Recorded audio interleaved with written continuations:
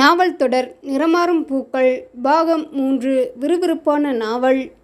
ஏலகிரியில் பிரமாதமான ஒரு resort book செய்திருந்தான் தேசி. அவன் காரை சீனுதான் ஓட்டிக்கொண்டு வந்திருந்தான். அந்த ரெசார்ட் அதிக வாடகையுள்ள 7 நட்சத்திர ஓட்டலின் தரத்தில் இருந்தது. மஞ்சு வாய் பிளந்தாள். நான் இந்த மாதிரி இடத்துக்கெல்லாம் வந்ததே இல்லை சீனு. நான் கம்பெனி மீட்டிங் தொடர்பாக ஒரு தடவை வந்திருக்கேன். அந்த நேரம் வேலைப்பளு காரணமாக எதையும் சரியாக ரசிக்க முடியலை மஞ்சு. இப்போ ரசிக்க வந்துட்டியா? படபடக்கும் இமைகளை அவள் அழகாக அசைக்க சீனுவுக்கு சொக்கியது. மஞ்சு நிறம் சுமார்தான், ஆனால் சிரிக்கும் கண்கள், கன்னத்தில் விழும் மெல்லிய குழி பார்ப்பவர்களை போதை ஏற்றும். சீனு பல சமயம் மனதாலும் உடலாலும் வைப்ரேட் ஆனதுண்டு, ஆனால் சலனப்பட்டதில்லை. பெண்ணின் புறஸ்பரிசம் சீனுவுக்கு புதிதல்ல. அத்தை அதில் நிபுணி. அவள் கணவனுடன் வாழ முடியாத காரணமா, இல்லை மற்றவர்கள் வாழ்வதை பொறுக்காத குணமா தெரியவில்லை.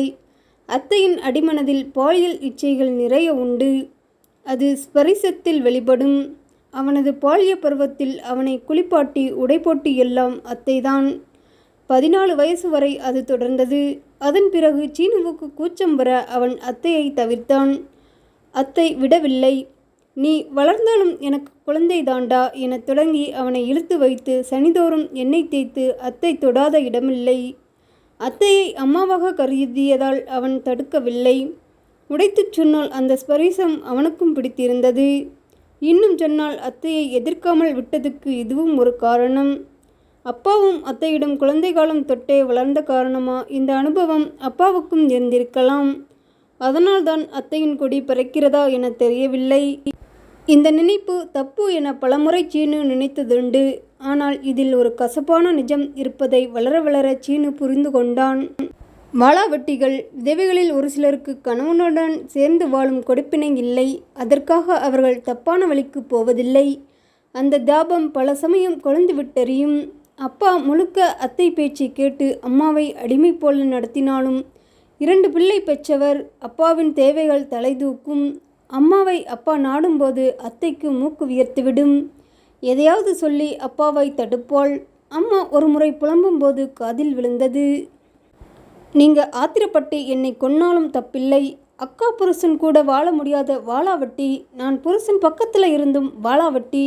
நான் எதையும் எதிர்பார்த்து இதை சொல்லலை. எனக்கு மனசு மறத்து போகும்போது உடம்பும் உணர்வுகளை இழந்தாச்சு.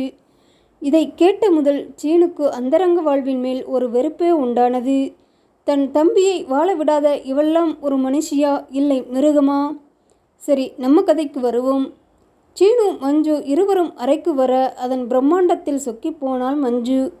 அவளால் அதிலிருந்து விடுபடவே முடியவில்லை. இருவரும் குளித்து முடித்து உணவகத்துக்குள் நுழைய பஃபே முறையில் ஏராளமான உணவுப் பொருட்கள், சைவம் அசைவம் எல்லாமே. அசைவ உணவுகளை சீனு கையில் எடுக்க, சீனு நீ அசைவம் சாப்பிடுவியா? உங்கள் வீட்டில் சுத்த சைவம்னு சொல்லுவியே. ஆமாம், அத்தையோட கட்டுப்பாடு. நான் வீட்டில் எலி வெளியில் புலி. நீயும் சாப்பிடு மஞ்சு, சூப்பராக இருக்கு. எனக்கு முட்டை கூட பிடிக்காது. ஏய், எனக்காக சொல்கிறியா? இல்லைப்பா, நான் யாருக்கும் பயப்பட மாட்டேன். எனக்கு பாசாங்கும் இல்லைன்னு உனக்கு தெரியாதா? அதனால தானே உன்னை நான் லவ் பண்ணுறேன்.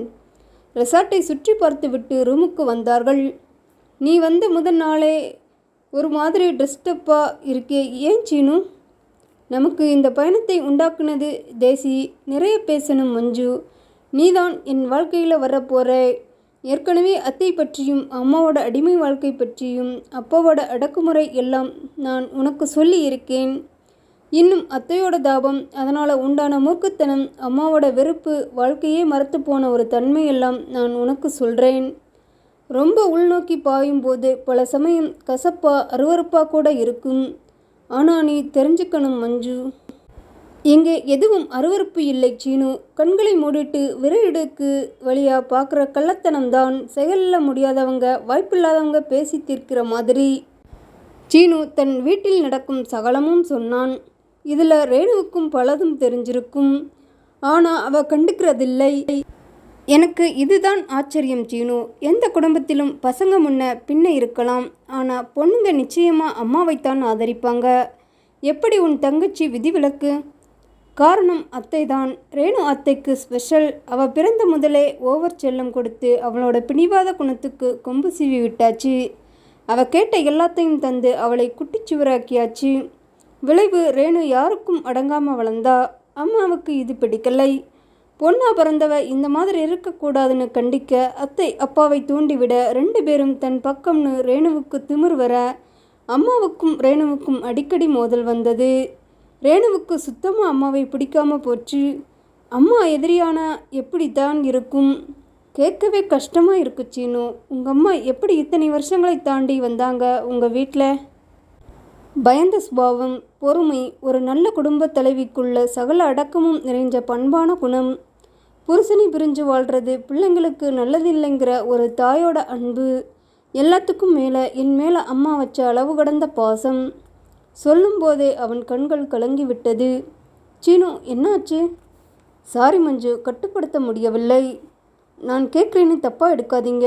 நீங்கள் நல்லா படித்து பெரிய சம்பளத்தில் பெரிய பதவியில் உட்காந்தாச்சு. உங்கள் தங்கச்சிக்கும் கல்யாணம் நடந்து புருஷன் குழந்தையோட அவளும் வாழுறா. உங்கள் அப்பா பெரிய உத்தியோகம் கிடையாது. நிச்சயமாக இப்போ உங்கள் குடும்பம் உங்கள் சம்பளத்தில் தான் நடக்கும். அப்படி இருக்க உங்கள் அம்மாவுக்கு விடுதலை தர்றதில் உங்களுக்கு என்ன கஷ்டம் சீனு? அவன் மௌனம் தொடர்ந்தது. இப்பவும் அத்தை தான் நிர்வாகமா? ரொம்ப வருஷங்களாக அதுதான் நடக்குது. அது பழகி போச்சு. அதனால் அதை மாற்ற யாரும் நினைக்கலை. நீயே நினைக்கலை? தோணலை மஞ்சு எனக்கு. அப்படி இல்லை சீனு, நீயும் சுயநலக்காரன் தானே. உனக்கு வாய்க்கு ருசியாக உங்கள் அம்மா சமைச்சு போடுறாங்க, நல்ல பதவி. உன் செலவுக்கு தாராளமாக எடுத்துட்டு மிச்சத்தை அத்தை கையில் கொடுப்பே.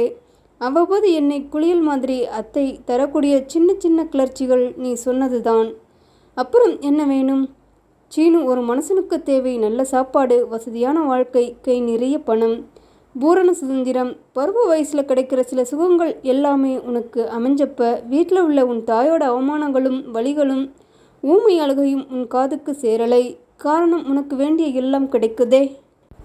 என்னை நீ ரொம்ப கேவலப்படுத்துகிற மஞ்சு. இப்போதான் உனக்கு சுடுது. என்னை நீ விரும்பிட்ட.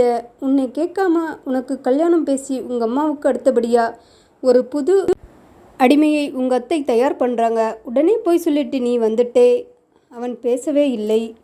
வேண்டாம் சீனு, உன்னை புருஷனா அடைஞ்சு உங்கள் அத்தை அடிமை சாசனம் எழுதித்தர நான் தயாராக இல்லை. நம்ம கல்யாணத்தை நிச்சயமாக உங்கள் அத்தை நடத்த விட மாட்டாங்க. ஒரு கால் நடந்துட்டா நம்ம பெட்ரூமில் நம்ம 2 பேருக்கும் நடுவில் உங்கள் அத்தை வந்து படுப்பாங்க. அப்பவும் நீ பேசாமல் இருப்பே. இதுக்கு மேலே நான் பேசினா ஒரு பொம்பளைங்கிறதை மறந்து அசிங்கமாக பேசுவேன். நாம் இப்போவே செக் அவுட் பண்ணிட்டு புறப்படலாம். இந்த பயணம் அனாவசியம்.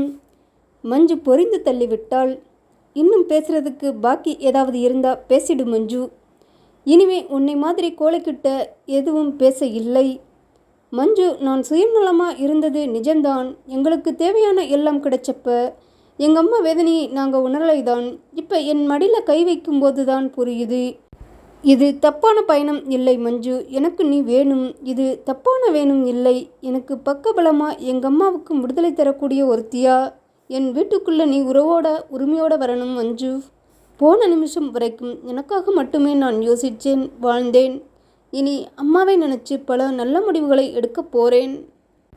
அதுக்கு எனக்கு பக்கபலமாக இருக்க போகிறது நீதான் மஞ்சு. அவனை நிமிர்ந்து பார்த்தாள் மஞ்சு. இதை நான் நம்பலாமா என்ற கேள்வி கண்களில் தொங்கியது.